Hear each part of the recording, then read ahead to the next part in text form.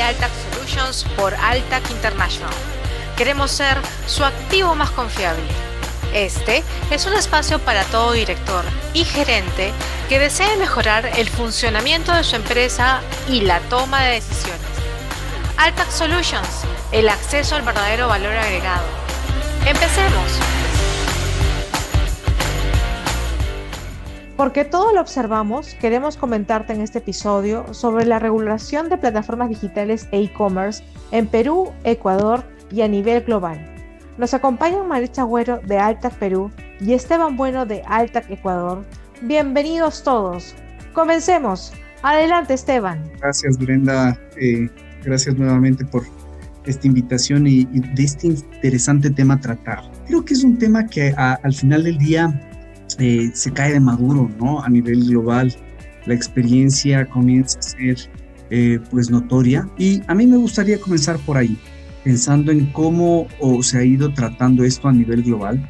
Recuerden, por ejemplo, la experiencia de Colombia, una de las plataformas, por no dar los nombres, ¿no es cierto?, una de las plataformas más importantes de servicios de movilidad, pues salió de Colombia. En Perú, no me quiero yo meter mucho porque tenemos a Maritza, que seguramente nos va a dar una visión muchísimo más cercana de parte de Perú, pero en Perú se ha vuelto también un servicio, pues se ha vuelto un tema del día a día de los abogados y de quienes hacemos pues servicios legales y acompañamiento legal al cliente, de conocer cómo se va modificando la normativa y las cosas que se van cambiando en torno a regular a los servicios que prestan estas plataformas digitales.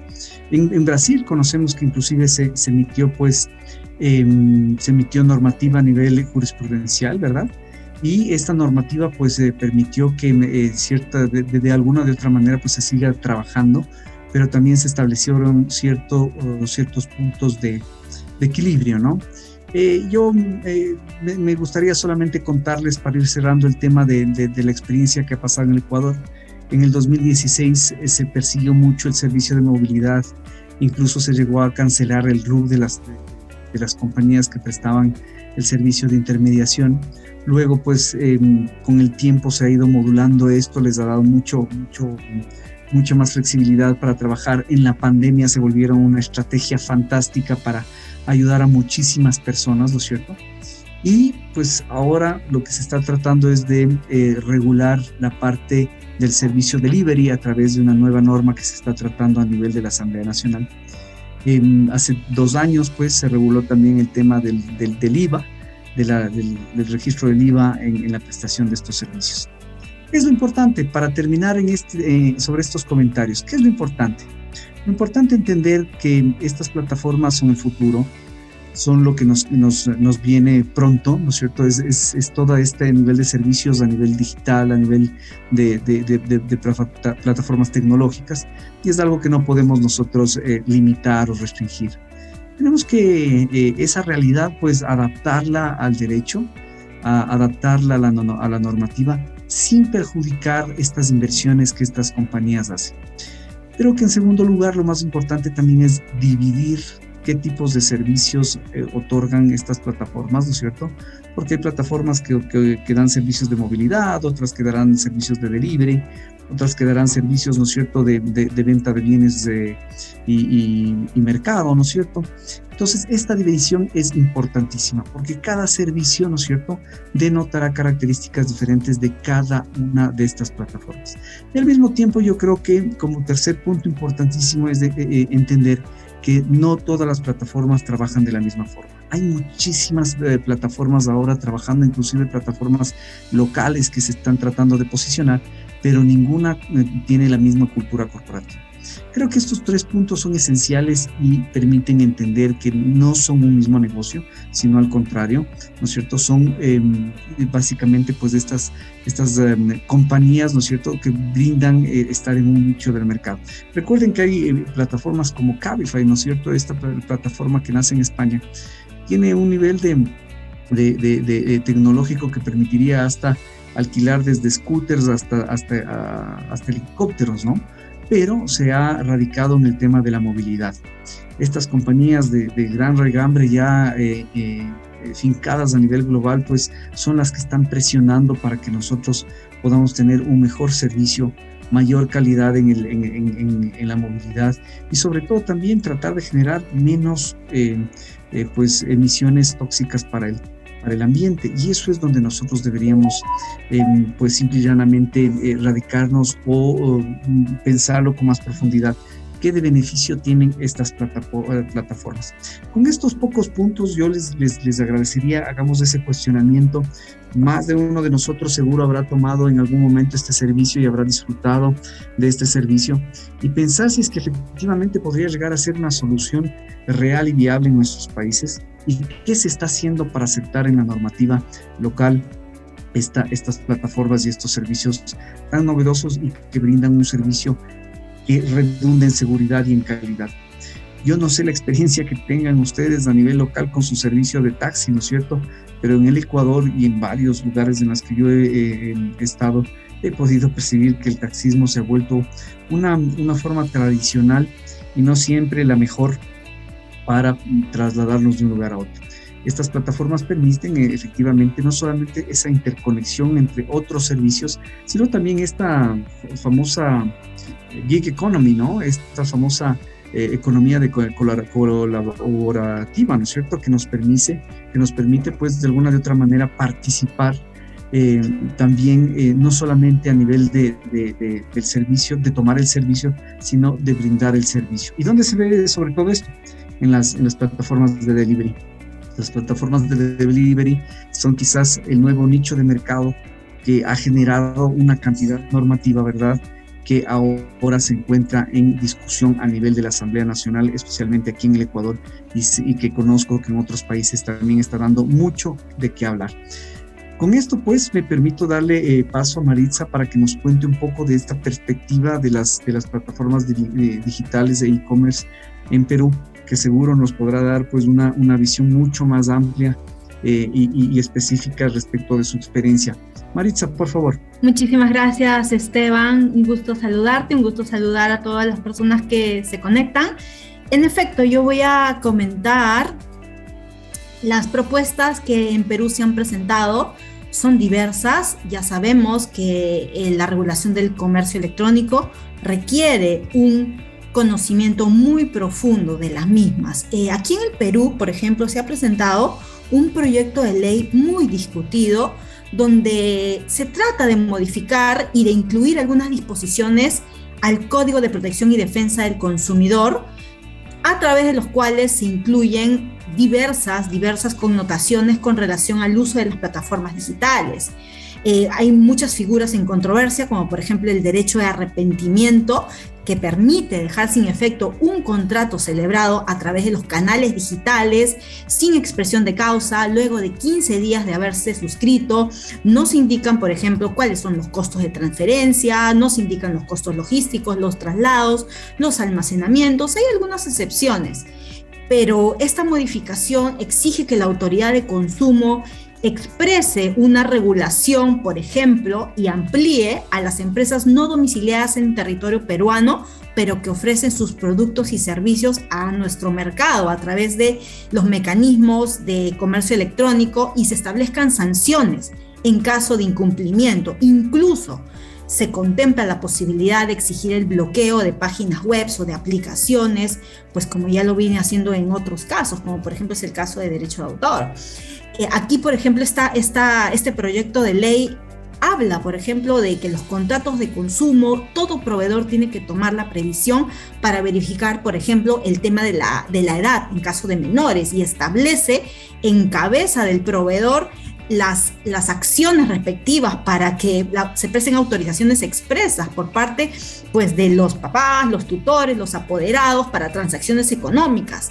Se incluye una definición mucho más precisa en cuanto al tema de los intermediarios. En verdad, este proyecto de ley ha tenido mucha controversia, ataca básicamente a las micro y a las pequeñas empresas. Se encuentra en agenda desde enero de este año, pero todavía no hay una posición definitiva en cuanto a la misma, porque como les indicaba, ha tenido mucha oposición por parte de diversas organizaciones nacionales, internacionales, justamente por desconocer el carácter de lo que vendría a ser el comercio electrónico. Otro punto muy interesante aquí en el Perú, por ejemplo, es que se han establecido diversos proyectos de ley sobre la regulación de la prestación de servicios de los trabajadores de las plataformas digitales, por ejemplo.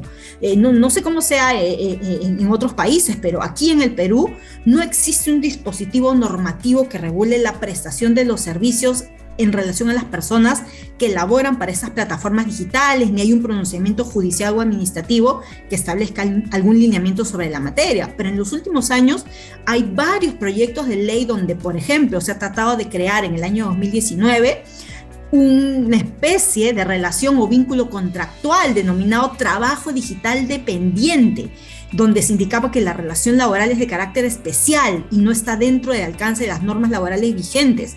Por ejemplo, posteriormente, también en el año 2019, se presenta un proyecto de ley donde surge una naturaleza laboral donde vincula al repartidor o conductor de la plataforma digital con el empleador, donde se indicaba, por ejemplo, la naturaleza del trabajo que se realiza y establece la categoría indefinida.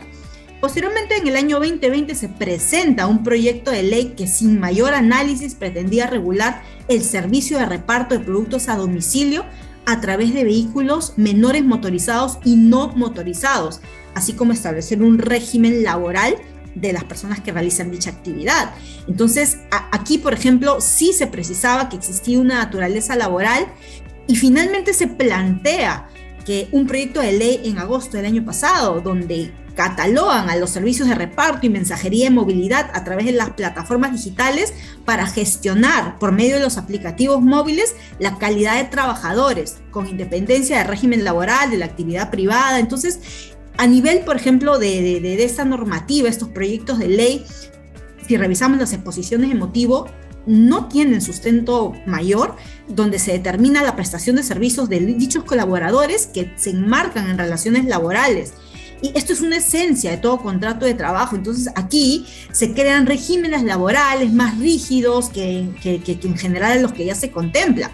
Finalmente, para comentarles pues que existe un reglamento de viviendas de uso turístico en proyecto, a través del cual se trata de regular el servicio de hospedaje de viviendas o departamentos de uso turístico. Aquí, por ejemplo, también este proyecto contiene, por ejemplo, una limitación, por ejemplo, de alquiler a una sola vivienda. Se limita el alquiler en cuanto al plazo, se limita, por ejemplo, el alquiler de habitaciones de una vivienda o departamento solamente hasta un máximo de 5 personas. En sí, cuando revisamos estos proyectos, por ejemplo, se restringe una condición básica, como son los derechos fundamentales a la propiedad privada, a la libertad de empresa, a la libertad de contratación. Y finalmente, para expresarles, bueno, también que hay un proyecto muy interesante que se presentó en el año 2019 por la autoridad tributaria en colaboración con el Ministerio de Economía y Finanzas, donde se prepara un proyecto de ley para gravar con un porcentaje de IGB a los servicios prestados a través de plataformas digitales, tales como son los de transmisión de video vía streaming, aplicaciones digitales y similares. Esto está en discusión en el Congreso, donde se busca concretar la tributación digital modificando la ley del IGB y el Código Tributario. En suma, lo que se pretende gravar aquí son los servicios de streaming tipo Netflix, HBO, Spotify, Apple Music y similares, así como también la contratación de servicios como Rappi, Globo, Uber, Didi y similares. Entonces, también estos servicios podrían generar determinadas prestaciones de servicios que también se asume, por ejemplo, en este caso como cierto el hecho que los proveedores no domiciliados ya cuentan con el recargo del IGB, por ejemplo, en el cobro de sus precios, cuando no necesariamente es así. En conclusión, la regulación del comercio electrónico requiere un conocimiento muy profundo de la operatividad en el entorno digital y en la función intermediadora de diversas plataformas y motores de búsqueda. Tiene que considerarse cuál será la afectación en general para el desarrollo de este ecosistema, la expansión de comercio electrónico. Y bueno, ha sido muy interesante escuchar la propuesta del comentario de Esteban en relación a la propuesta global. Y bueno, esto ha sido un rápido resumen de estos proyectos que hemos podido visualizar aquí en el Perú. Bueno, muchas gracias por la invitación Recordemos que somos una red internacional de firmas Altac International y que estamos a su disposición. Muchísimas gracias, Brenda. Muchas gracias a Maritza Agüero de Altac Perú y Esteban Bueno de Altac Ecuador por este episodio sobre la regulación de plataformas digitales e e-commerce en Perú, Ecuador y a nivel global. Gracias a nuestros invitados y oyentes por acompañarnos el día de hoy a descubrir nuevas soluciones para nuestros negocios. Los esperamos en el siguiente episodio. No olviden que pueden encontrarnos en las redes sociales como Altac International y Altac Latam. Queremos ser su activo más confiable. Nos vemos.